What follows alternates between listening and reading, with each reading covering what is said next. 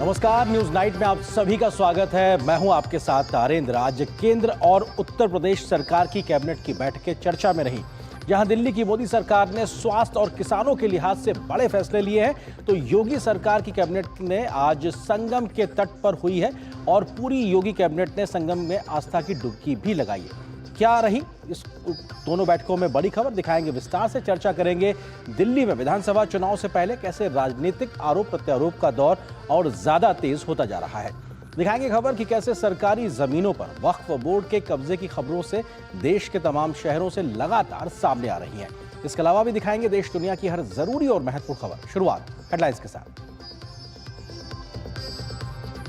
मोदी सरकार ने raw jute के लिए एमएसपी को 6% बढ़ाकर किया 5,650 रुपए प्रति क्विंटल।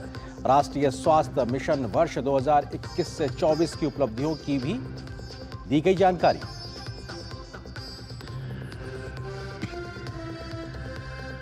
प्रयागराज महाकुंभ में सीएम योगी आदित्यनाथ ने अपने मंत्रियों के साथ पवित्र संगम में लगाई आस्था की डुबकी। मेला क्षेत्र में कैबिनेट की बैठक करके लिए कई अहम फैसले।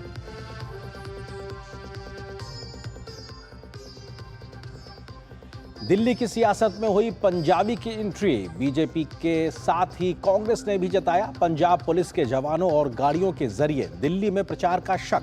केजरीवाल ने कहा, यह पंजाबियों का अपमान।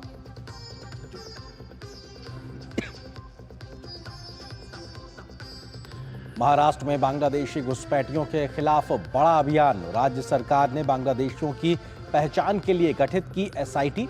दस्तावेजों का सत्यापन में जुटे अधिकारी। केंद्रीय गृह मंत्रालय ने भी दिए हैं कड़ी कार्रवाई के आदेश।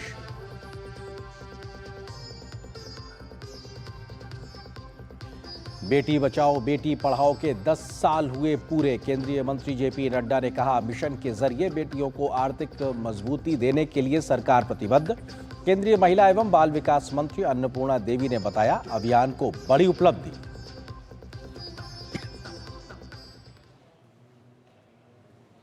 हेडलाइंस के बाद खबरों पर डालते हैं विस्तार से नजर, और पहले बात कैबिनेट के फैसलों की। मोदी सरकार ने देश में जूट के किसानों को आज बड़ी सौगात दी है।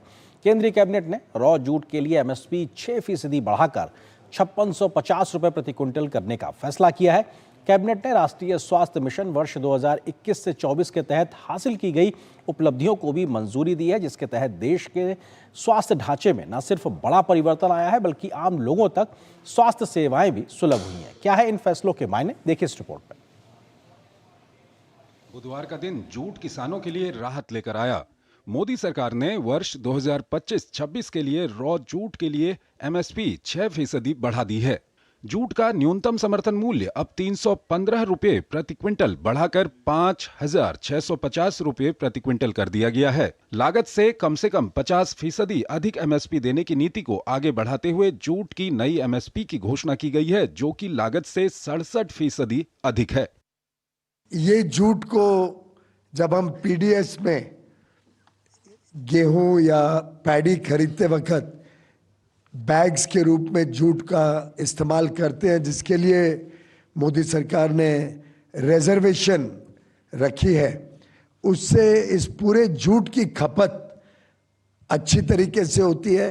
किसानों को कोई चिंता नहीं रहती है और जब जब जरूरत पड़ती है तो सरकार जूट की प्रोक्योरमेंट करके सुनिश्चित करती है कि किसानों को 100% मिनिमम सपोर्ट प्राइस मिले।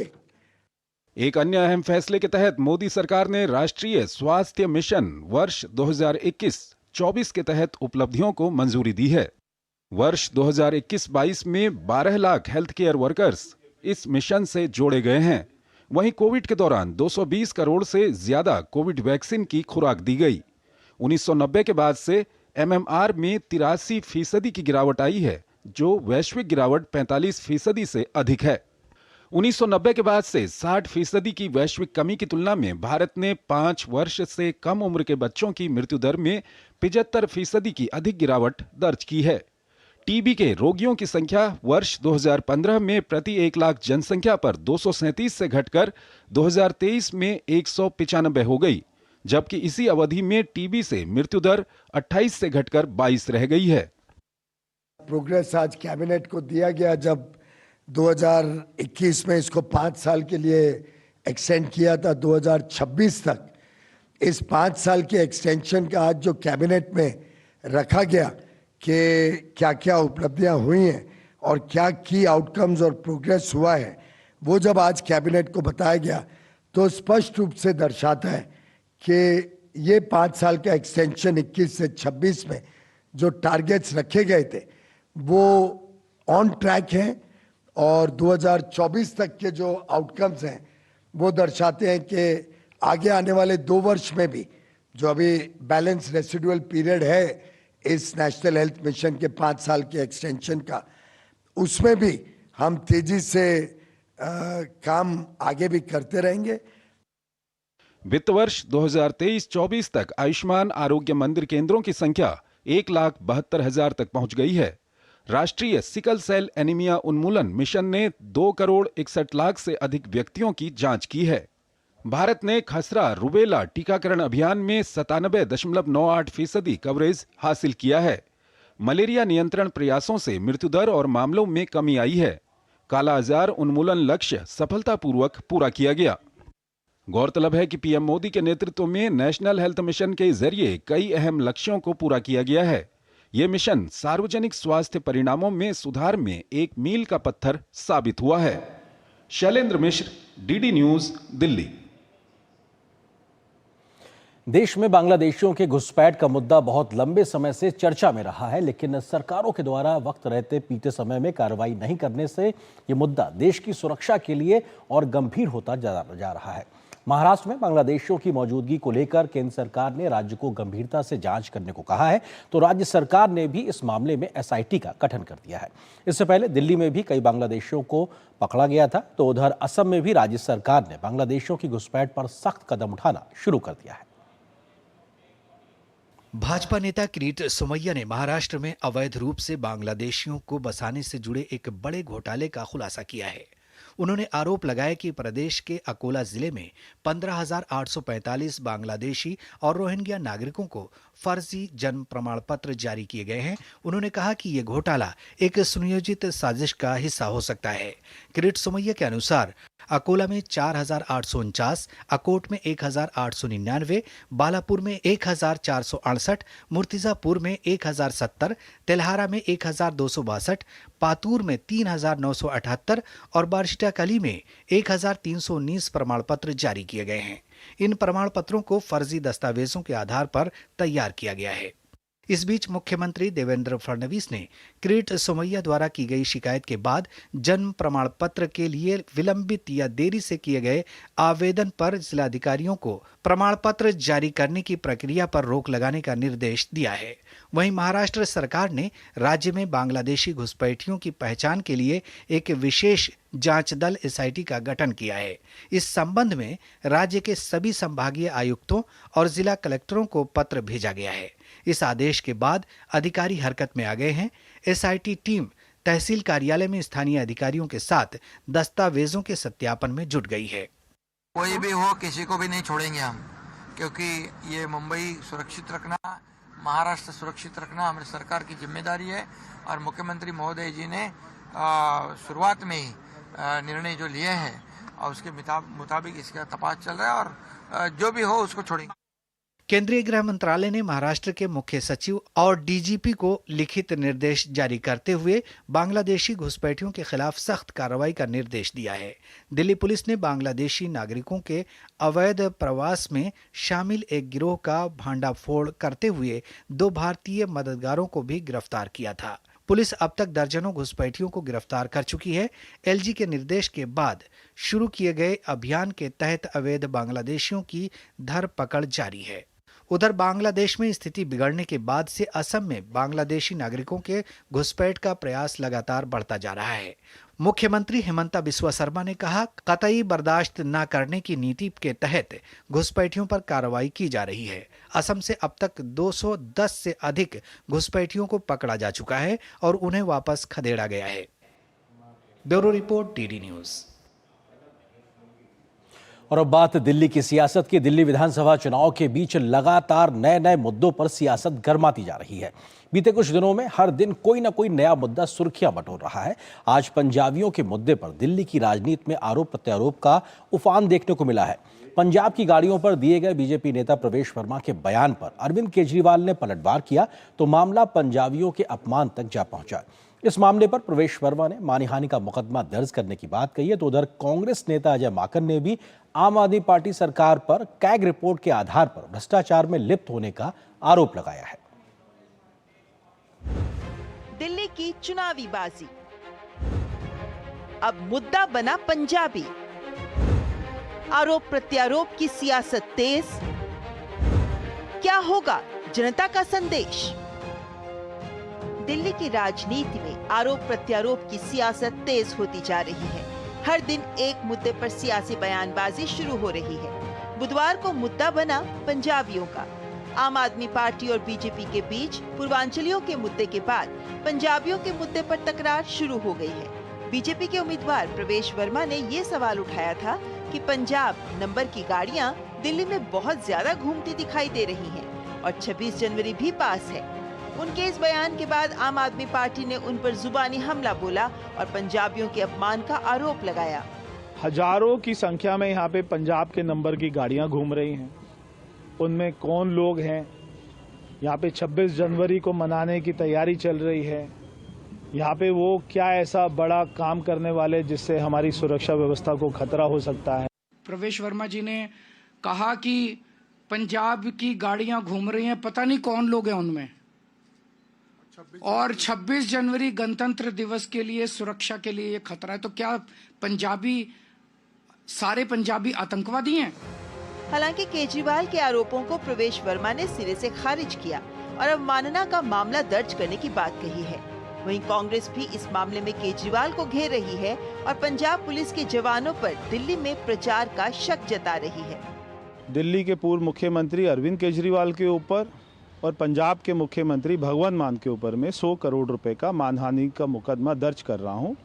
जो 100 करोड़ रुपए आएंगे मैं उसको नई दिल्ली विधानसभा की जनता की के लिए खर्च करूंगा। केवल और केवल बाहर के लोग कैंपेन करें, वहां से करें जहां आपकी सरकारें हैं और सरकारी तंत्र का दुरुपयोग करें। आप पंजाब पुलिस की गाड़ियां आपको एस्कॉर्ट करें, ये कौन सी राजनीति है भाई?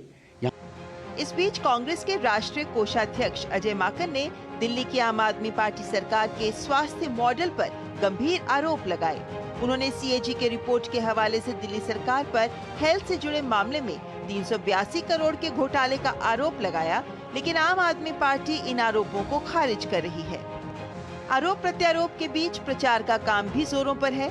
बुधवार को बीजेपी ने जो राम को लेकर आए उनका राज होगा दिल्ली में नाम से कैंपेन सॉन्ग लॉन्च किया। इस गीत में दिल्ली वालों के सामने आने वाले मुख्य मुद्दों पर प्रकाश डाला गया है, जैसे प्रदूषण, गंदा पेयजल, अनुचित कचरा निपटान, सीवेज की समस्या और लैंडफिल का ओवरफ्लो होना। भाजपा ने दिल्ली में डबल इंजन सरकार के नारों पर जोर देते हुए सत्ता में आने पर बिना किसी भेदभाव के स्वास्थ्य बीमा का वादा किया है। धीरज और गिरीश के साथ ब्यूरो रिपोर्ट, डीडी न्यूज। तो लगातार दिल्ली में विधानसभा चुनाव से पहले हर दिन एक नया मुद्दा आता है जिसको लेकर सियासी बयानबाज होती है और सियासत गर्माती दिखाई पड़ रही है। इसी विषय पे हम करेंगे आज चर्चा। इससे जुड़ा आज का हमारा विशेष, दिल्ली की लड़ाई पंजाबियों पर आई, क्योंकि पंजाब और पंजाबियों को लेकर बयानबाजी तेज हो गई। इस विषय पे बात करने के लिए बहुत ही खास मेहमानों का पैनल मेरे साथ मौजूद है। सैयद यासिर जिलानी है, प्रवक्ता भारतीय जनता पार्टी के। इसके अलावा अजय वर्मा है, कांग्रेस के नेता है।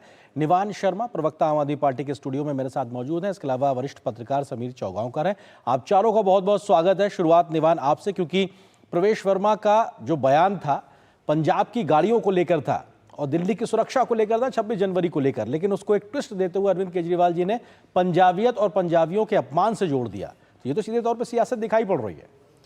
नहीं, देखिए, सियासत हमने तो करी नहीं, इस बयान का क्या मतलब है कि पंजाब नंबर की गाड़ियां यहाँ पर घूम रही हैं और आगे जो है वो सिक्योरिटी का इशू हो सकता है? इससे क्या मतलब है? देश की राजधानी दिल्ली है, पूरे देश की गाड़ियां यहाँ पर आती हैं। आप स्पेसिफिकली पंजाब की गाड़ियां बोल के क्यों, क्या पंजाब के लोगों का अपमान नहीं कर रहे? अगर आप सोचिए कोई पंजाब से अपनी गाड़ी में यहाँ इंडिया गेट घूमने आए और प्रवेश वर्मा जी की बात सुनेगा, उसको अपमानित फील नहीं होगा कि मैं यहाँ घूम नहीं सकता? क्या मेरा देश नहीं है, मेरी राजधानी नहीं है? ये तो क्लियर आप इंसल्ट कर रहे हैं पंजाबियों की। पंजाब से जो फैमिलीज यहाँ आ रही हैं वो बंगला साहब गुरुद्वारा जा रही होंगी, तो आपने ऐसा कैसे कह दिया?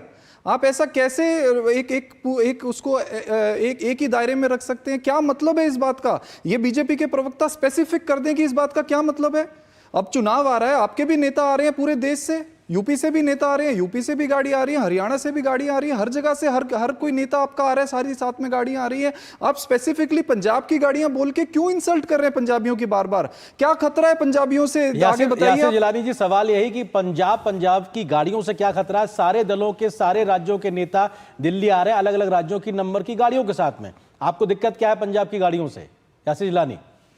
देखिए, मैं आपको बताऊं कि ये मानहानि का केस होगा, सामना करें। वैसे तो ये माफी मांगने में माफीवीर हैं। भारत के 5 नेताओं से इन्होंने कोर्ट के माध्यम से, इनके नेता ने माफी मांगा है। लेकिन आप इस तरीके से झूठ मत फैलाएं। आपको एक बात जो प्रवेश वर्मा जी ने कही है वो इसलिए कही है कि आपके हर विधानसभा में, चाहे आपका जंगपुरा हो, नई दिल्ली हो, आपका मालवीय नगर हो, आपका पड़पड़गंज हो, यहां पे क्या पंजाब से लोग बहुत ज्यादा तादाद में नहीं आ रहे हैं? ये अगर झूठ है तो बता दें। और इसमें पंजाबियों की कहां पे कोई बात आ गई?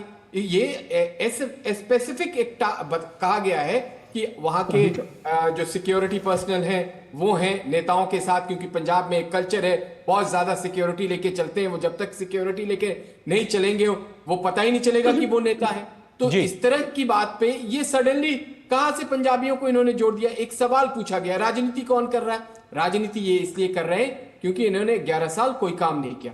11 साल इन्होंने अगर कोई काम किया होता तो इनकी जरूरत नहीं होती कि हम धोबी समाज के लिए काम कर रहे हैं, हम पंजाबियों के लिए खड़े हो गए हमने। अरे भाई साहब, अगर आपको ये सब धोबी समाज के लिए बात समझ में आई होती तो बोर्ड बना दिया होता है। 11 साल आपकी हुकूमत रही अब तक दिल्ली में। ठीक है यासिर जी, ठीक है आपके पास आता हूं मैं। अजय वर्मा जी, कांग्रेस के नेता हमारे साथ मौजूद है। अजय जी, सवाल ये, क्योंकि इस मसले पर कांग्रेस भी वही आरोप आम आदमी पार्टी पर और अरविंद केजरीवाल पर लगा रही है जो बीजेपी लगा रही है, क्योंकि आपके भी कांग्रेस के बड़े नेताओं ने इस बात का जिक्र किया है।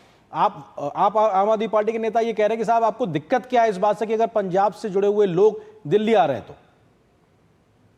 देखिए, हमें कोई दिक्कत नहीं है। दिक्कत तो इस देश के हिंदू उसको है कि पंजाब भी भारत में ऐसा है कि भाई आखिर जब दिल्ली के 1 करोड़ 55 लाख वोटर जो हैं वो दिल्ली को, हम लोग तो चाह रहे हैं चुनाव विकास पर हो, हम लोग चाह रहे हैं चुनाव महिला सुरक्षा पर हो, हम लोग चाह रहे हैं चुनाव युवाओं के भविष्य के लिए हो, हम लोग चाह रहे हैं छोटे व्यापारी जो जीएसटी से परेशान है उनके ऊपर चुनाव लड़े, हम लोग चाह रहे हैं, कांग्रेस पार्टी चाह रही है। आज राहुल गांधी जी की भी सभा कल भी है, परसों भी है कि इस दिल्ली में जो ट्रैफिक पुलिस द्वारा दिल्ली के चारों कोनों पे लूटपाट मचाई जाती है, लोगों को कभी ग्रैब 4 के नाम पर, कभी गाड़ी के कागजों के नाम पर। अजय जी, मेरा सवाल ये था कि संदीप दीक्षित जी ने स्पेसिफिकली आरोप लगाया कि साहब पंजाब सरकार से जुड़ी हुई गाड़ियों में एक प्रकार से प्रचार का काम हो रहा है, इस प्रकार का उन्होंने आरोप लगाया। मैं उस सवाल को लेकर आप कब तक आया हूं, कांग्रेस पार्टी भी वही बात आगे बढ़ा रही है। इसीलिए तो मैं बता रहा हूं जी कि देखिए, दोनों लोग जो हैं, एक तो है दिल्ली के राजा और एक है देश के राजा।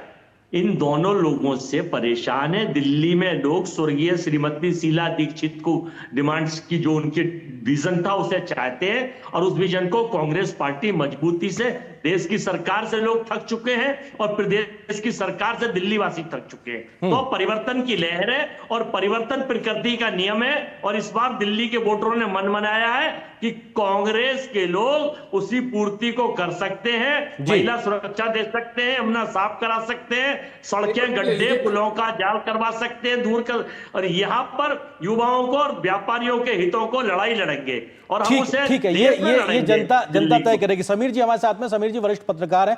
समीर जी, आपको लगता है कि कई बार मुद्दा स्पेसिफिक राजनीति होते होते मामला इमोशनल कार्ड का हो जाता है? हमने देखा कि पहले कैसे पूर्वांचलियों के मसले को लेकर एक बड़ा लंबे समय तक सियासी वार पलटवार देखने को मिला, और अब पंजाब, पंजाबियत और पंजाब को लेकर ये एक तरीके से इमोशनल कार्ड होता हुआ दिखाई पड़ रहा है। समीर जी। बिल्कुल, जब चुनाव आता है तो इस तरह की बातें भी निकल कर आती है, और मुझे लग रहा है कि किसी बात को पकड़ना, किसी अर्थ का अनर्थ निकालना और उसको राजनीतिक तूल देना, ये राजनीतिक दल करते हैं। आप देखिए, पूर्वांचली के लिए बात हुई थी, भारतीय जनता पार्टी के प्रवक्ता ने नहीं कहा था, लेकिन कैसे उसे पूर्वांचलियों के अपमान से जोड़ा गया।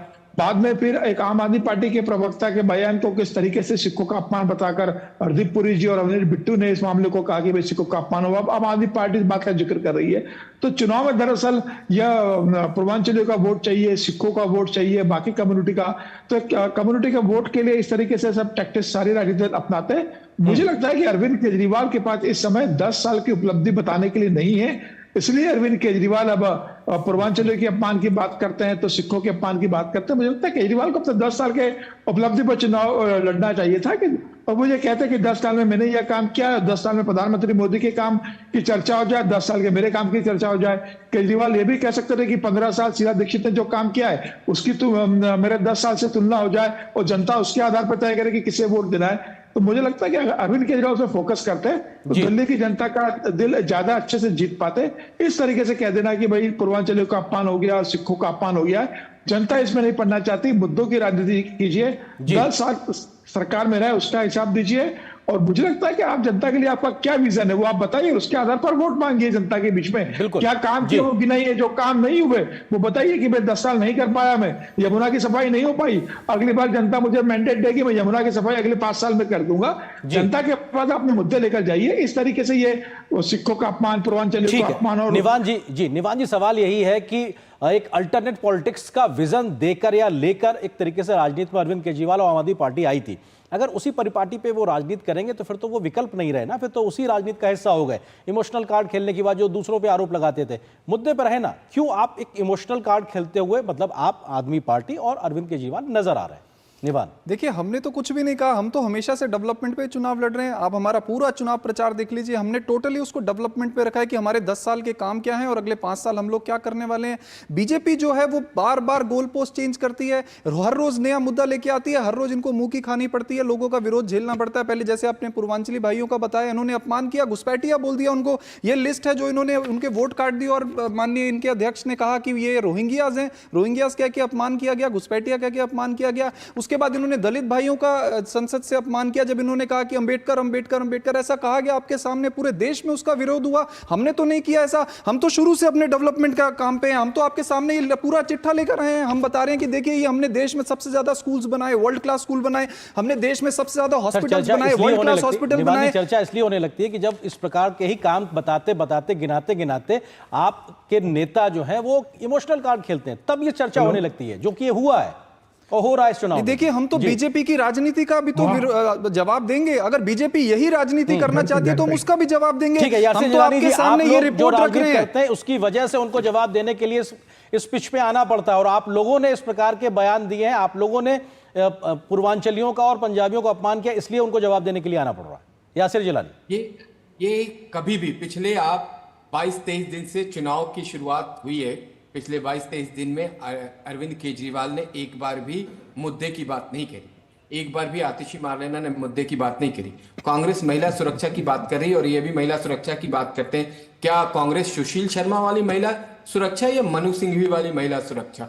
और इनके यहाँ तो राशन कार्ड बनाने के बदले में आबरू का सौदा करने वाले मंत्री, इनको जिस मंत्री को इनके यहाँ मंत्री था संदीप कुमार, उसकी चर्चा करें। कांग्रेस दूसरी तरफ कांग्रेस अपराध की बात करती है। क्या सिखों का नरसंहार दिल्ली के लोग भूल जाएंगे जिसमें जगदीश टाइटलर और सज्जन कुमार का नाम है? और इस पे ये एक लफ्ज बोलेंगे कौन सी दिल्ली में देना चाहते हैं? इसलिए दिल्ली के लोग इनका भी काला चिट्ठा जानते हैं, और दिल्ली के लोगों ने 11 साल में जो पछतावा दिल्ली के लोगों को अब तक हुआ है उसका एहसास हो चुका है। 70 की 70 विधानसभा में 68 विधानसभा पे भारतीय जनता पार्टी लड़ी है, 2 विधानसभा में हमारे सहयोगी लड़े। और मैं आज आपको बता रहा हूं कि 1,09,000 की विधानसभा है नई दिल्ली, और नई दिल्ली में 20,000 वोटों से अरविंद केजरीवाल चुनाव हार रहे हैं। ये बौखलाहट है, ये जो इनकी हताशा और निराशा है, इसकी वजह से ये मुद्दे पे हटा के कभी आप बताइए किस प्रसंग पे चले गए? रामायण पे। मैं तो प्रैक्टिसिंग मुसलमान हूं, लेकिन मैं रामायण को आदर सत्कार के साथ देखता हूं। मैंने मर्यादा पुरुषोत्तम राम की जीवन को पढ़ा है, समझा है, और पूरे सनातन परंपरा और पूरे हिंदू धर्म के ऊपर जिस तरह का प्रहार किया है, अगर हिम्मत है इनकी तो किसी और धर्म जो इनकी तुष्टीकरण की प्रकाष्ठा का केंद्र बिंदु वाला वोट बैंक है, उसके किसी किरदार पे एक लफ्ज बोल के दिखा दे, इनको दिल्ली में क्या हिंदुस्तान में जगह नहीं मिलेगी। ठीक है अजय जी, इसलिए खामोश है जी। आपको जरूरत है इस तरह की बात करने की? अगर 11 साल अजय जी डेवलपमेंट का काम किया होता, इसलिए दिल्ली की जनता आपको यहां से भगा रही है। क्यों? अजय जी सवाल ये है कि अभी आप मतलब कांग्रेस पार्टी जो है आम आदमी पार्टी और बीजेपी पर बराबर का हमला कर रही है चुनाव को लेकर, लेकिन अभी 6 महीने पहले तक आप इंडिया अलायंस के तहत खड़े हुए थे आम आदमी पार्टी के साथ में। आप जो अभी पहुंचे हैं जनता के बीच में, तो कैसे विश्वास करेगी दिल्ली की जनता कि आप अभी तो कुछ दिन पहले साथ थे, अब आप एक दूसरे के खिलाफ खड़े हैं, कल की क्या स्थिति होगी इसको लेकर भी संशय बना हुआ है। तो कांग्रेस की दुविधा इस बात को लेकर है। जी देखिए, पॉलिटिक्स में कोई चीज स्थायी नहीं होती, ना दुश्मनी ना दोस्ती।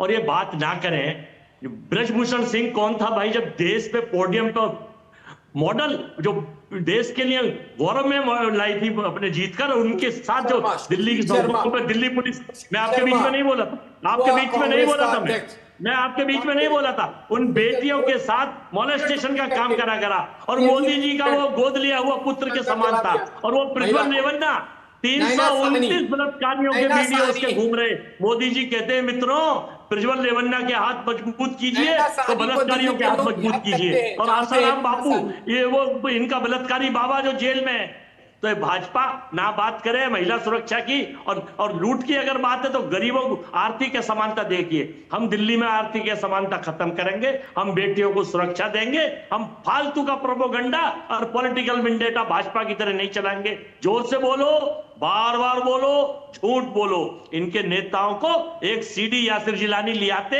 आईटी सेल से, बीजेपी के से, और उसी का वाचन करते हैं। इनके पास अपनी कोई भी बुद्धि नहीं है। रामायण की बात करेंगे, भगवान श्री राम को पॉलिटिसाइज कर रहे हैं, राम को पॉलिटिसाइज, कभी सेना को पॉलिटिसाइज, और तो और अब कुंभ को इवेंट बना रहे हैं। तो जनता समझ चुकी है कि देश के साथ इन्होंने ठगी का काम करा है। एक बड़े वहां ठगे और छोटे वाले। अजय जी मेरा सवाल ये था कि वो ठग है, आप दूसरे भी ठग हैं, लेकिन आप पे विश्वास कैसे करें? सवाल मेरा ये था, क्योंकि आप अभी तक दोस्ती कर रहे थे आम आदमी पार्टी के साथ में, फिर से चुनाव बाद आप दोस्ती में नहीं होंगे, ये भी तो संशय बना हुआ है। हमारा दोस्ती गठबंधन लोकसभा के चुनाव के लिए था जी, और विधानसभा के चुनाव अपने अपने तरीके से लड़ेंगे। और हमें विश्वास इसलिए करें कि 15 साल का कार्यकाल, चुनाव के बाद दोस्ती होगी या नहीं होगी? अजय जी, चुनाव के बाद दोस्ती रहेगी या नहीं रहेगी? अजय जी, 8 तारीख को बाद दोस्ती होगी या नहीं होगी दिल्ली में? देखिए, पूरे देश की जनता ने वो कार्यकाल देखा और वो रिपीट 2025 ठीक है। समीर जी सवाल ये है कि आज स्थिति ये तो हो रही है कि तमाम इमोशनल कार्ड्स भी खेले जा रहे हैं, लेकिन जो एक मूलभूत सवाल है उसको लेकर अभी संशय बरकरार है कि क्या चुनाव के समय की ये लड़ाई है या चुनाव के बाद दोस्ती में तब्दील हो सकती है। ये भी अपने आप में दिल्ली की जनता देख रही है। देखिए, एक तो सर्वविदित सत्य है कि भारतीय जनता पार्टी और कांग्रेस की दोस्ती नहीं हो सकती, लेकिन यह भी एक सर्वविदित सत्य है कि जरूरत पड़ने पर आम आदमी पार्टी और कांग्रेस मिलकर सरकार बना सकती है। और राजनीति में संभव है भी, सरकार तो बनेगी ना। अगर कांग्रेस जिस तरीके से गंभीरता से चुनाव इस बार लड़ रही है दिल्ली के अंदर, और पहली बार लग रहा है कि कांग्रेस ने कठिन चुनौती आम आदमी पार्टी के सामने खड़ी कर दी है। हमेशा से भारतीय जनता पार्टी और आम आदमी पार्टी के बीच जो चुनाव हुआ है, इस बार कांग्रेस बहुत अच्छे से चुनाव दिल्ली में लड़ रही है। और अरविंद केजरीवाल को यही डर है कि कांग्रेस अपना वोट बैंक वापस ले का कुछ हिस्सा वापस ले जाती है, तो अरविंद केजरीवाल जो 52 से 53% के वोट बैंक पे खड़े हैं, अगर 5-7% अगर कांग्रेस ले लेती है तो अरविंद केजरीवाल 45 से 46 वोट % पे आएंगे। और अगर भारतीय जनता पार्टी 4 से 5% वोट बढ़ा लेती है तो भारतीय जनता पार्टी 40 से 42% वोट पे चली जाएगी, तो अरविंद केजरीवाल को चुनौती उत्पन्न हो जाएगी। मुझे लग रहा है इस बार मुकाबला दिल्ली के अंदर हो रहा है, और अरविंद केजरीवाल के पास सबसे बड़ी समस्या यही है कि वह कांग्रेस को वोट बैंक जो उनका लेकर जा रहा है उसे वो रोक नहीं पा रहे। मुझे लगता है इस बार अरविंद केजरीवाल पहली बार एक तगड़ी चुनौती में फंस चुके हैं। मुझे लगता है कि इस बार पल्ला कहीं भी झुक सकता है। जी निमान, इशू ये है कि जो आम आदमी पार्टी ने एक तरीके से अपना पॉलिटिकल बेस बनाया वो कांग्रेस की जमीन पे बनाया। अब कांग्रेस खुद मैदान में मजबूती से डटी हुई है, तो ऐसे में तो बड़ा दिक्कत हो गई ना। जो अभी तक सहयोगी आप दोनों लोग थे, एक दूसरे के खिलाफ खड़े हुए दिखाई पड़ रहा है। देखिए, दिल्ली की जनता बहुत समझदार है। दिल्ली की जनता जानती है कि किसको कहां वोट करना है। दिल्ली की जनता में ये चर्चा है, दिल्ली की जनता कह रही है कि अगर गलती से बीजेपी आ गई तो हमारी फ्री बिजली बंद हो जाएगी, फ्री पानी बंद हो जाएगा, महिलाओं की फ्री बस सर्विस बंद हो जाएगी, बुजुर्गों की तीर्थ यात्रा बंद हो जाएगी। हम अच्छे अच्छे वर्ल्ड क्लास स्कूल बना रहे हैं, ये पूरे देश में स्कूल बंद कर रहे हैं। 1 लाख से ज्यादा स्कूल ये लोग बंद कर चुके। ये इकलौती ऐसी पार्टी है जिसको हाई कोर्ट से 5 लाख रुपए का जुर्माना लगा। क्या कहा गया कि स्कूल के अंदर आप बिजली नहीं दे पा रहे, पानी नहीं दे पा रहे, आप बच्चों के बैठने के लिए डेस्क नहीं दे पा रहे। स्कूल के बच्चे मिलकर बिजली का बिल भरते हैं इनके राज्यों में, तब जाके कहीं लाइट आती है। ये हाल कर रखा है इन्होंने शिक्षा का। अब ये दिल्ली आके क्या कह रहे हैं, इनके सारे प्रवक्ता ये बोल रहे हैं कि नहीं नहीं, हम अरविंद केजरीवाल जी की जो सुविधाएं हैं वो चलने देंगे, हम बंद नहीं करेंगे। और इनके जो नेता हैं वो सरेआम बोल रहे हैं कि जो सुविधाएं चल रही हैं वो रेवड़ी है, हम बंद करेंगे। इनका कोई स्टैंड क्लियर नहीं है, इनकी हिपोक्रेसी है। ये क्लियर करें कि जो हम 2100 रुपए महिलाओं को देने वाले हैं वो ये देंगे कि नहीं देंगे। स्पष्टता को लेकर वो सवाल खड़ा कर रहे हैं कि क्या आप यहां पे सामाजिक आर्थिक योजनाओं को कंटिन्यू करेंगे या फिर दिल्ली की जनता को मिल रही सुविधाओं को बंद करेंगे? यासिर जिलानी। निवान शर्मा ना अच्छे आदमी है, लेकिन अरविंद केजरीवाल के साथ जो लोग चले जाते हैं उनको झूठ बोलना उनकी मजबूरी हो जाती है। वो भी जानते हैं कि झूठ बोल रहे हैं। वो पूरी जो उन्होंने सर आप ये बताइए कि फ्री बिजली रहेगी कि नहीं रहेगी, आप मेरे पे पर्सनल टिप्पणी मत करिए। निवान जी मैं वही सवाल लिखे गया हूं। हाँ यासिर जी, मुद्दों पे आते हैं, व्यक्तिगत छोड़ देते हैं। नहीं व्यक्तिगत नहीं था मैंने जी देखिए, मुद्दा क्लियर है। हमने तमाम राज्यों में जहां हमारी सरकार है, जो हमने अपने संकल्प 1 और संकल्प 2 में जो वायदा किया है उसको अपना कर्तव्य मान के हमारी जब सरकार आएगी पहली कैबिनेट मिनिस्ट्री में हम वो सारे पॉइंट्स, चाहे वो अटल कैंटीन हो, चाहे वो महिलाओं को लेके हो, युवाओं को लेके, जितनी हमने पॉइंटर वाइज हमने जो चीजें दी हैं उसको हम अपना संकल्प मानते हुए हम उसको जमीन पे नीचे उतारेंगे। जनहित का सारे जन कल्याणकारी कार्यक्रम है उसको हम पूरा करेंगे। हम हमारा जो एक सबसे बड़ा आयुष्मान योजना है उस योजना को इन लोगों ने नहीं लागू होने दिया, जिससे गरीबों के ऊपर बहुत असर हुआ। गरीब लोग इधर उधर भटकते रहे अपने इलाज के लिए। हमने इस बार जो 60 प्लस के लोग हैं, जो उससे ज्यादा के हैं, उनको 5 लाख प्लस 5 लाख और बढ़ा दिया है। तो ये सारी चीजें और हम ये सारी योजनाएं जो आपने देखा होगा, मध्य प्रदेश, हरियाणा, महाराष्ट्र, हमारी जो लाडली बहन योजना है उसका एक बहुत बड़ा अजय जी, समय सीमित है, आपसे सवाल कि आरोप लगाए बिना कांग्रेस क्या करेगी ताकि दिल्ली की जनता विश्वास करे? क्या बदलेंगे, कैसे बदलेंगे? संक्षेप में अजय जी। देखिए, हमने बिल्कुल कहा 25 लाख रुपए तक हम स्वास्थ्य के लिए देंगे, हम सबके लिए समानता का अधिकार देंगे। हमने कहा है कि हम गरीब बच्चों, हम 2500 रुपए हर महिला को देंगे और महिला की सुरक्षा की गारंटी देंगे। और दिल्ली पुलिस जो देश की सरकार, एक देखिए ये लोग क्या है कि ये केवल सत्ता के लोभी लोग हैं। सत्ता किसी तरह से आनी चाहिए। अगर दिल्ली में ईबी, इनके आदर्श सहयोगी सीडीआई, ईडी, इनकम टैक्स और चुनाव आयोग और चुनाव मशीन अगर ये जागरूक हुई तो दिल्ली की सरकार, मतलब वरना 2 अंकों से नीचे, 10 से नीचे बीजेपी रहेगी। ये भी नोट कर लीजिए। 5 तारीख को नोट कर लिया। आपसे 5 और 8 को बात करेंगे। समीर जी संक्षेप में क्या मुद्दा आधारित चुनाव एक तरीके से होता दिखाई पड़ेगा या फिर इमोशनल कार्ड्स के सहारे बात आगे बढ़ती दिखाई पड़ेगी? समीर जी।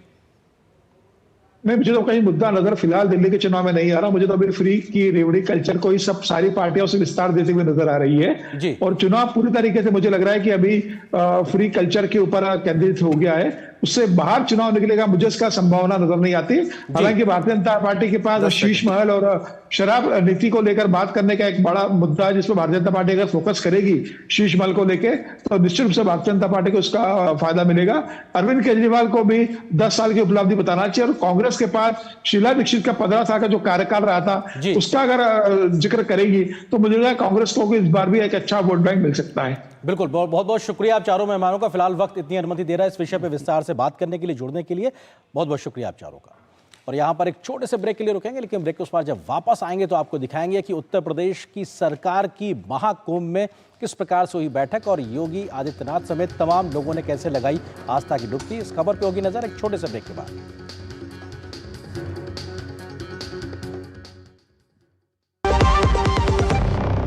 में तो स्वाद नहीं है। अरे किफायती लाल सस्ते वाले दाल मसाले स्वाद हुआ बेकार। इधर कीमती लाल को देखो खाना बना कमाल। NDH की हल्दी मिर्ची धनिया करे कमाल। रंग दे ये खुशबू दे, ये तीखा, ये कम पड़े। क्या निराला MDH मसाला। जब धरती चीर कर निकलता है लोहे का पत्थर और मिलता है मोंगिया के जोश से, फिर तपता है, पिघलता है और बनता है फौलाद। अब होता है सरिया सारी खूबियों के साथ। मोंगिया स्टील, मजबूत देश का मजबूत सरिया। एक ऐसा तबका जो रिटायरमेंट के बारे में आज भी बिल्कुल नहीं सोचता, वो है औरतें। औरतें कमा के भी वल्नरेबल हैं। सो एनपीएस एक इक्वालिटी ला रहा है, हम सब एक बराबर प्लेटफॉर्म पे हैं। अपने बेहतर कल को सुनिश्चित करने के लिए एनपीएस जरूरी है। गोल्डी मसाले के 100 ग्राम के स्पेशल पैक्स में फ्रेशनेस लॉक है। ऐसे गोल्डी मसाले जहां जाएं रिश्ते बनाएं।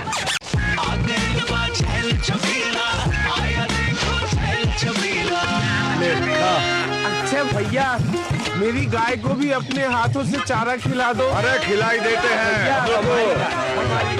हमारी गाय भैया।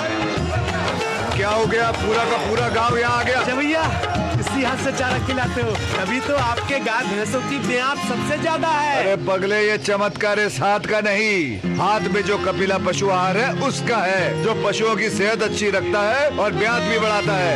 ले जाओ।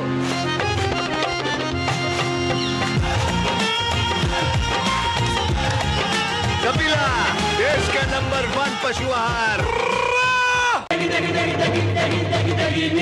MDH की देगी मिर्च, देगी मिर्च का तड़का, अंग अंग फड़का। MDH की देगी मिर्च। और ब्रेक के बाद न्यूज नाइट में बात करते हैं महाकुंभ से जुड़ी हुई खबरों की।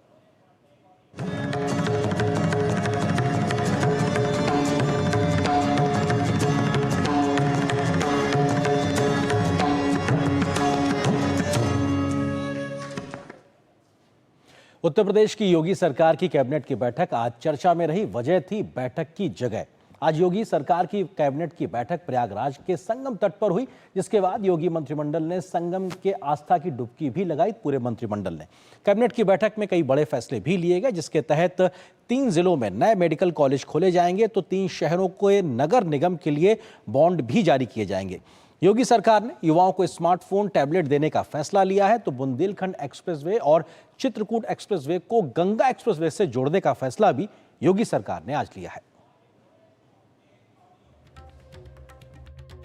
प्रयागराज स्थित महाकुंभ नगर में बुधवार को मुख्यमंत्री योगी आदित्यनाथ के नेतृत्व में उत्तर प्रदेश की कैबिनेट बैठक हुई। महाकुंभ में त्रिवेणी तट पर राज्य सरकार ने ऐतिहासिक कैबिनेट बैठक करके विभिन्न महत्वपूर्ण परियोजनाओं को मंजूरी दी। प्रयागराज के महाकुंभ और काशी एवं चित्रकूट के धार्मिक महत्व को ध्यान में रखकर इस पूरे क्षेत्र को एक सस्टेनेबल डेवलपमेंट से जोड़ने की तैयारी है। इसके तहत लखनऊ राजधानी क्षेत्र की तर्ज पर प्रयागराज, चित्रकूट और वाराणसी विंध्य विकास क्षेत्र बनाने के प्रस्ताव को मंजूरी दी गई है। इसके तहत इलाके में आर्थिक उन्नयन, रोजगार सृजन और पर्यटन को बढ़ावा दिए जाने से संबंधित आधारभूत ढांचे को विकसित किया जाएगा। कनेक्टिविटी को बढ़ावा देने के लिए गंगा एक्सप्रेसवे एक्सटेंशन को मंजूरी दी गई है। गंगा एक्सप्रेसवे को प्रयागराज, मिर्जापुर, भदोही, वाराणसी, चंदौली, गाजीपुर होते हुए पूर्वांचल एक्सप्रेसवे से जोड़ा जाएगा। इसके अलावा वाराणसी, चंदौली और सोनभद्र को जोड़ने के लिए नया लिंक एक्सप्रेसवे बनाया जाएगा। इन दोनों प्रोजेक्ट को प्रयागराज विंध्य काशी एक्सप्रेसवे के रूप में विकसित किया जाएगा। चित्रकूट से प्रयागराज को जोड़ने हेतु गंगा एक्सप्रेसवे को बुंदेलखंड एक्सप्रेसवे से भी जोड़ने के प्रस्ताव को स्वीकृति दी गई। इसको एक तरफ सोनभद्र रीवा नेशनल हाईवे से भी जोड़ा जाएगा। प्रयागराज में यातायात का बोझ कम करने के लिए भी कुछ प्रस्ताव को मंजूरी दी गई है। इसके तहत प्रयागराज में यमुना नदी पर सिग्नेचर ब्रिज के समानांतर एक नए पुल के निर्माण प्रस्ताव को स्वीकृति दी गई है। इसके साथ ही प्रयागराज से मिर्जापुर, जौनपुर, वाराणसी, आजमगढ़, गोरखपुर की कनेक्टिविटी हेतु सलोरी, हेतापट्टी, झूसी के मध्य 4 लेन ब्रिज को भी मंजूरी प्रदान की गई है। प्रयागराज के साथ साथ इस पूरे क्षेत्र का एक सस्टेनेबल डेवलपमेंट के कार्यक्रम के साथ जोड़ने की कार्रवाई आदरणीय प्रधानमंत्री जी की प्रेरणा से इसको आगे बढ़ाने के लिए सरकार ने तय किया है। जैसे लखनऊ में हम लोगों ने स्टेट कैपिटल रीजन लखनऊ और उसके आसपास के जनपदों को मिलाकर के एक डेवलपमेंट का प्लान बनाया है। ऐसे ही प्रयागराज और चित्रकूट को मिला करके एक डेवलपमेंट रीजन यहाँ पे हम डेवलप करेंगे।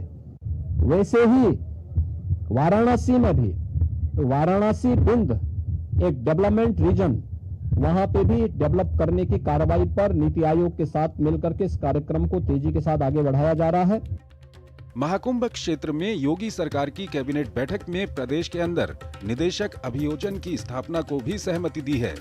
बैठक में उत्तर प्रदेश एरोस्पेस और रक्षा और रोजगार नीति को नवीनीकृत करने का निर्णय लिया गया। महाकुंभ नगर में बुधवार को मंत्रिपरिषद की बैठक संपन्न होने के बाद सीएम योगी आदित्यनाथ मंत्रियों के साथ संगम पहुंचे और डुबकी लगाई। योगी सरकार में ये दूसरा अवसर है जब पूरे मंत्रिमंडल ने एक साथ कुंभ के सुअवसर पर संगम स्नान किया है। इससे पूर्व 2019 में भी तीर्थराज प्रयागराज में आयोजित कुंभ में उत्तर प्रदेश के मुख्यमंत्री योगी आदित्यनाथ ने अपने पूरे मंत्रिमंडल के साथ संगम में आस्था की डुबकी लगाई थी। रामेंद्र सिंह के साथ अश्विनी मिश्र की रिपोर्ट, डीडी न्यूज, महाकुंभ क्षेत्र प्रयागराज। और यहाँ पर एक और छोटे से ब्रेक के लिए रुकते हैं।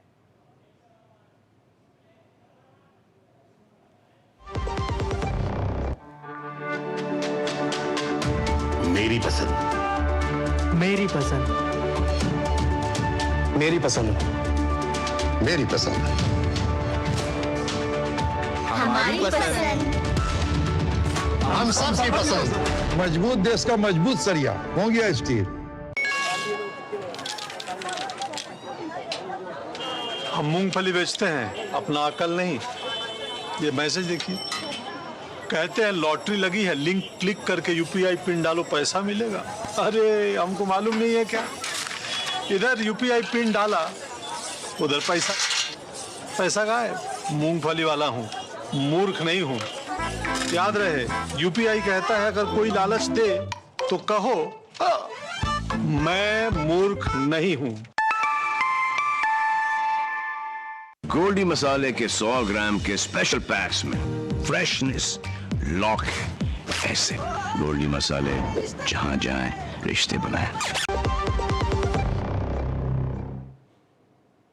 और ब्रेक के बाद आपका एक बार फिर से स्वागत है न्यूज नाइट में। और खबरों में आगे बढ़े उससे पहले नजर डालते हैं कि अभी तक बुलेटिन में किन बड़ी खबरों पर हमने डाली है नजर। कैबिनेट के बड़े फैसलों के लिहाज से अगर बात की जाए तो मोदी सरकार ने आज बड़ा फैसला लिया था किसानों के लिए और स्वास्थ्य के मोर्चे को लेकर।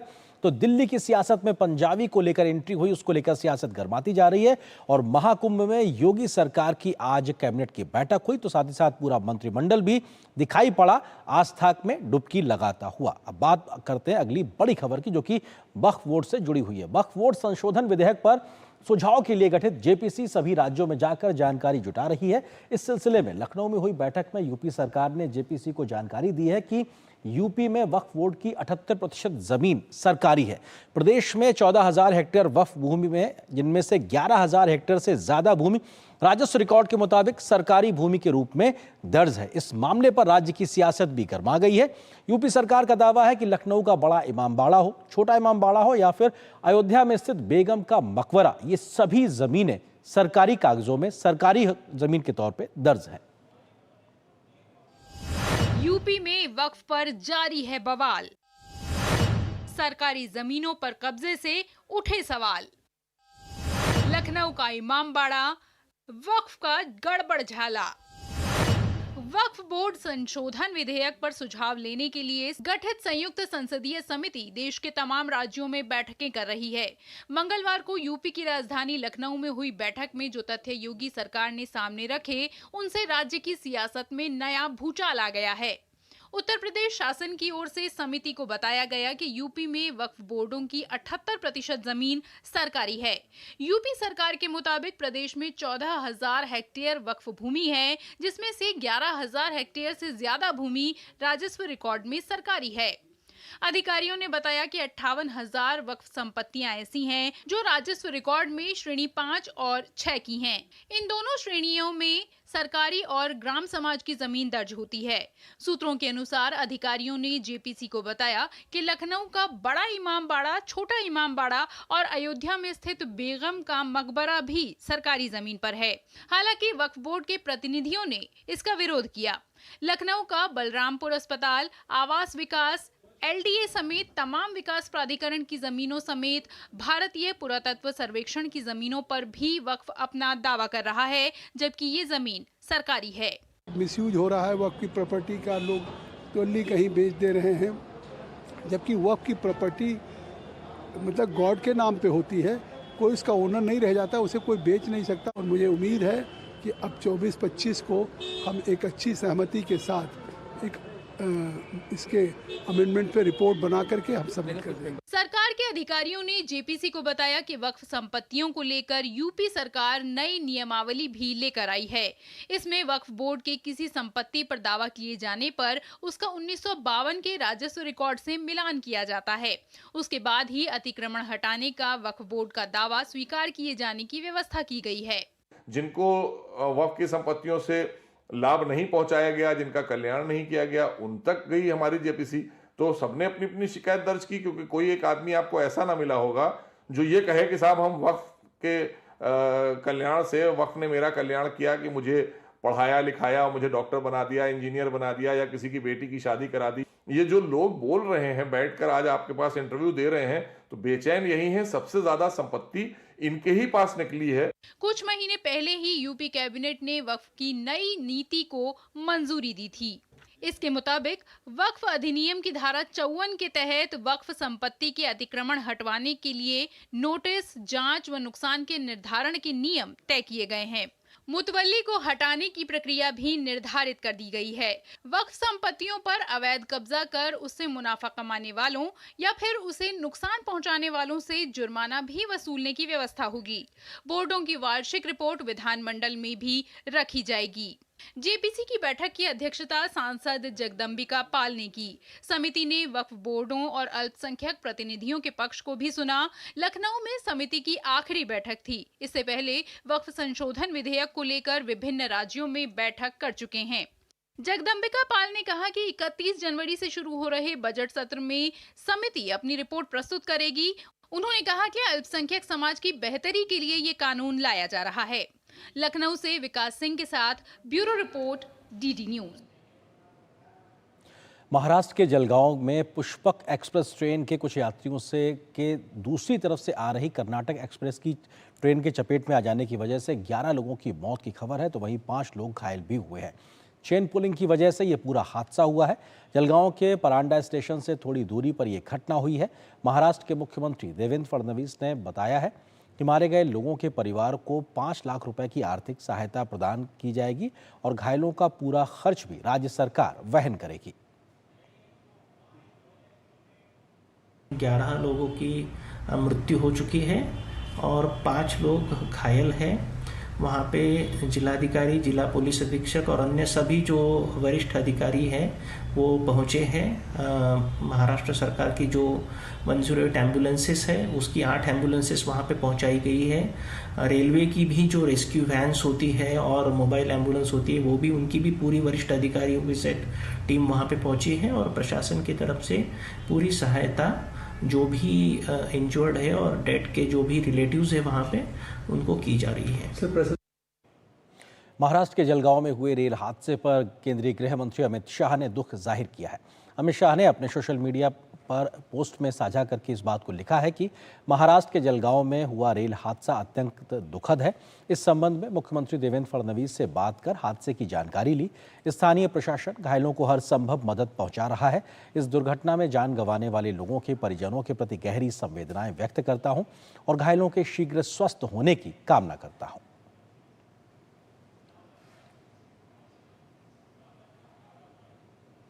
और यहां पर एक और छोटे से ब्रेक के लिए रुकते हैं।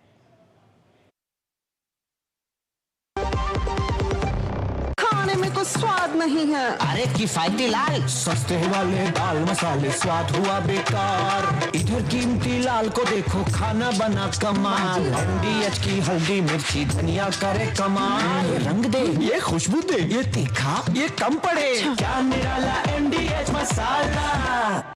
जब धरती चीर कर निकलता है लोहे का पत्थर और मिलता है मोंगिया के जोश से, फिर तपता है, पिघलता है और बनता है फौलाद। अब होता है सरिया सारी खूबियों के साथ। मोंगिया स्टील, मजबूत देश का मजबूत सरिया। MDH की देगी मिर्च, देगी मिर्च का तड़का, अंग अंग फड़का। MDH की देगी मिर्च। और ब्रेक के बाद अगली खबर बात करते हैं भारत और पाकिस्तान के बीच सिंधु जल बंटवारे को लेकर जो नया विवाद सामने आ रहा है। क्या है वो पूरी खबर आपको बताते हैं आंकड़ों और तथ्यों के नजरिए से आखिर ये पूरा मामला क्या है। भारत पाकिस्तान सिंधु जल समझौते को लेकर अगर बात की जाए तो मौजूदा समय में भारत के किशनगंगा रत्ले जल विद्युत प्रोजेक्ट पर पाकिस्तान को आपत्ति है, जिसको लेकर वो अपनी बातें सामने रख रहा है, जो कि भारत के जम्मू कश्मीर में ये 2 परियोजनाएं भारत अपनी जमीन पे बना रहा है। भारत इस विवाद को सिंधु जल संधि के तटस्थ विशेषज्ञ से सुलझाने का पक्षधर है कि अगर जो भी विवाद है तो इस समझौते के तहत जो न्यूट्रल जो एक्सपर्ट है उसके माध्यम से सुलझाया जाना चाहिए। भारत इस बात को आगे रख रहा है, उसका पक्ष है। जबकि पाकिस्तान का क्या पक्ष है, वो इस विषय को हेग मध्यस्थता न्यायालय में ले जाना चाहता है ताकि जो अंतर्राष्ट्रीय हेग न्यायालय है वहां पे सुलझाया जाए। तो दोनों बातों का जो विवाद का हल कहां पे हो, इसको लेकर दोनों पक्ष अलग अलग हैं। भारत का अलग पक्ष है और पाकिस्तान का अलग पक्ष है। विश्व बैंक की ओर से नियुक्त जो तटस्थ विशेषज्ञ हैं उनका बयान सामने आया है, जिसके बाद से ये पूरा मामला एक बार फिर से सुर्खियों में या कहा जाए विवाद को आगे बढ़ाता नजर आ रहा है। जो न्यूट्रल एक्सपर्ट हैं, तटस्थ विशेषज्ञ हैं, उन्होंने भारतीय रुख का समर्थन किया है कि भारत जो बात कह रहा है वो ठीक है। इस बात का समर्थन उन्होंने किया है। पाकिस्तान ने इन दोनों प्रोजेक्ट में 7 विषयों पर अपनी आपत्ति दर्ज कराई है कि जो 2 ये प्रोजेक्ट भारत में भारतीय जमीन में बन रहे हैं उसको लेकर 7 प्रकार की आपत्तियां दर्ज कराई हैं। जो तटस्थ विशेषज्ञ हैं उन्होंने कहा कि इन मुद्दों को लेकर दोनों पक्षों को वो सुनेंगे और उसके बाद किसी फैसले पे पहुंचेंगे। हालांकि उन्होंने इस बात को लेकर जो भारत का पक्ष है उसी को एक तरीके से आगे बढ़ाया है। क्या है दोनों देशों के बीच का विवाद, इसको लेकर भी बात करते हैं। भारत पाक के बीच पानी बंटवारे पर लंबे समय से विवाद है, क्योंकि जब हम जानते हैं भारत पाकिस्तान पहले आजादी से पहले एक थे, लेकिन बंटवारे के समय कई प्रकार के चीजों का बंटवारा हुआ, जिसमें जल समझौता भी एक है। सिंधु और उसकी सहायक नदियों के पानी बंटवारे पर विवाद चला आ रहा है लंबे समय से, कहा जाए दशकों से। 1960 में विश्व बैंक की मध्यस्थता में हुई थी सिंधु जल संधि, यानी 1960 में ये जल संधि हुई थी। उसके बाद से तय किया गया था किस प्रकार से बंटवारा हुआ। क्या बंटवारा हुआ था उसको भी बताते हैं। संधि में 3 पूर्वी नदियां, जिसमें रावी, ब्यास, सतलुज का पानी भारत को दिया गया था, 3 इन पूर्वी नदियों को लेकर। इसी प्रकार से संधि के अनुसार 3 पश्चिमी नदियां, जिनमें सिंधु, झेलम, चिनाब नदी है, इनका पानी पाकिस्तान को देने की समझौता हुआ था। ये एक तरीके से तय हुआ था और इसी संधि के आधार पर यह भी तय हुआ था कि भारत पश्चिमी नदियों पर बना सकता है सीमित तरीके से सिंचाई परियोजनाएं और जल विद्युत परियोजनाएं। ये उस 1960 की संधि में लिखा हुआ है और उसी के तहत भारत अपने क्षेत्र में इन नदियों पर सीमित एक तरीके से परियोजनाओं पे काम कर रहा है। जल विद्युत परियोजनाओं पे पश्चिमी नदियों पर भारत की किशनगंगा और रत्ले परियोजनाओं पर पाकिस्तान को आपत्ति है, जो मौजूदा समय में इस पूरे विवाद को आगे बढ़ाता हुआ दिखाई पड़ रहा है। भारत का पक्ष है कि संधि के प्रावधानों के अनुसार बन रही है परियोजना, भारत किसी भी नियम का एक तरीके से उल्लंघन नहीं कर रहा, जबकि पाकिस्तान कह रहा है या उसका पक्ष यह है कि ये परियोजनाएं उसके नदी पानी को प्रभावित करेंगी। तो ये अपने आप में पाकिस्तान का पक्ष है और भारत का पक्ष। जल्दी से कुछ और तथ्यों को बताते हैं। भारत पाक के बीच इन 7 मुद्दों पर असहमति है। किशनगंगा जल विद्युत संयंत्र के 3 मुद्दों पर पाकिस्तान को असहमति है और उनमें से एक है तालाब योजना को लेकर, मृत भंडारण स्तर को लेकर और संयंत्र की डिजाइन को लेकर। ये 3 विषयों को लेकर किशनगंगा जल विद्युत परियोजना को लेकर पाकिस्तान की आपत्ति है, जबकि इस रत्ले जल विद्युत परियोजना में 4 चीजों को लेकर आपत्ति। उनमें से प्लांट के डिजाइन में फ्री बोर्ड को लेकर, तालाब जो बनता है, पानी जब आप किसी प्रोजेक्ट बनाते हैं तो पीछे उसके एक तालाब बनता है, पानी की झील बनती है, और मृत भंडारण स्तर यानी मिनिमम कम से कम इतना पानी रखा जाना चाहिए उसको लेकर, साथ ही साथ संयंत्र की डिजाइन को लेकर भी ये अपने आप में ऐसे 4 विषय है। तो टोटल 7 विषयों पर अपने आप में ये यहां पर आपत्ति है पाकिस्तान की ओर से। और भारत जो बात कह रहा है उसको सिंधु जल समझौते के तहत जो न्यूट्रल एक्सपर्ट है उन्होंने समर्थन किया है। इसको लेकर पाकिस्तान को करारा झटका लगा। फिलहाल यहां पे एक छोटे से ब्रेक के लिए रुकते हैं, बहुत जल्द हाजिर होते हैं।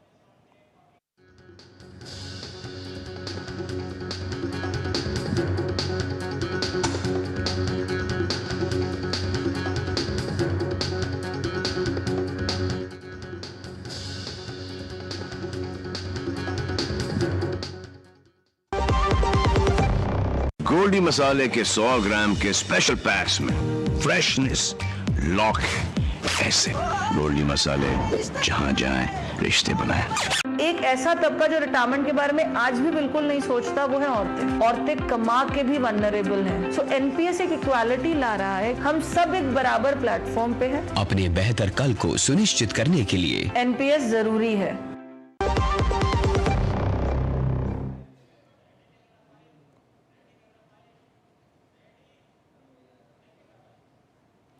और ब्रेक के बाद अब बात करते हैं जम्मू कश्मीर से जुड़ी खबर की। जम्मू कश्मीर के राजौरी जिले के एक गांव में रहस्यमय बीमारी की दहशत बरकरार है। बीते लगभग 45 दिनों में इस रहस्यमय बीमारी से अब तक 17 लोगों की मृत्यु हो चुकी है, जबकि कई अन्य लोग अभी भी इस बीमारी से ग्रसित बताए जा रहे हैं। बीमारी की रोकथाम के लिए आला अधिकारियों ने कमान संभाल ली है, तो गांव में ही कंटेनमेंट जोन बना दिए गए हैं और कुछ लोगों को अस्पताल में भी भर्ती कराया गया है। इस गांव के आसपास के इलाकों में भी स्वास्थ्य की टीमें स्क्रीनिंग कर रही हैं, तो राज्य के सीएम उमर अब्दुल्ला भी इस गांव का दौरा करके हालात का जायजा ले चुके हैं। एक रहस्यमय बीमारी से जम्मू कश्मीर के राजौरी जिले के बुधाल गांव में दहशत का माहौल है। 45 दिनों में इस बीमारी ने 17 लोगों की जान ले ली है।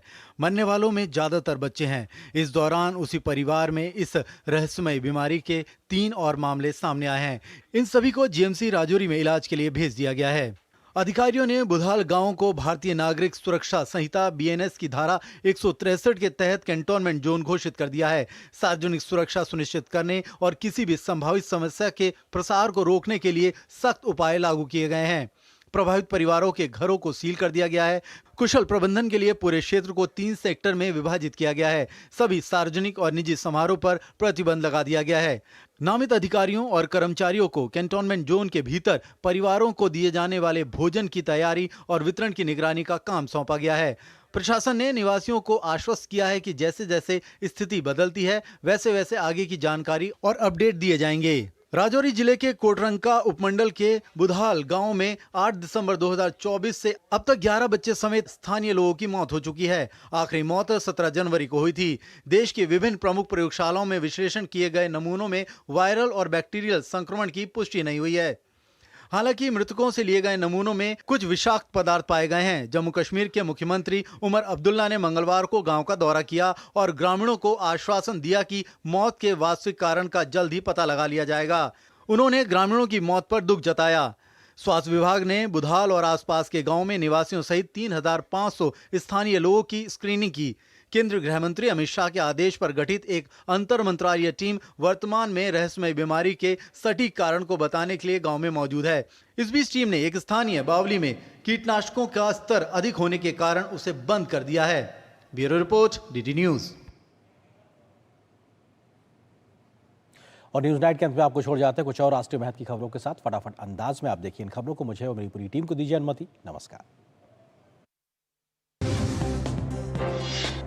एक इंटरव्यू में केंद्रीय मंत्री डॉक्टर जितेंद्र सिंह ने अंतरिक्ष क्षेत्र में भारत की उपलब्धियों पर बात करते हुए कहा कि भारत की अंतरिक्ष अर्थव्यवस्था $8 बिलियन की हुई है। उन्होंने अगले दशक में इसके $44 बिलियन तक पहुंचने की उम्मीद जताई है।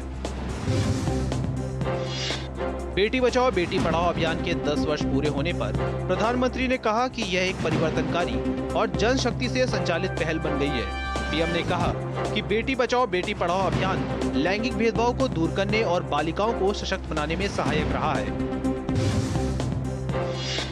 गणतंत्र दिवस को देखते हुए दिल्ली में सुरक्षा के कड़े इंतजाम।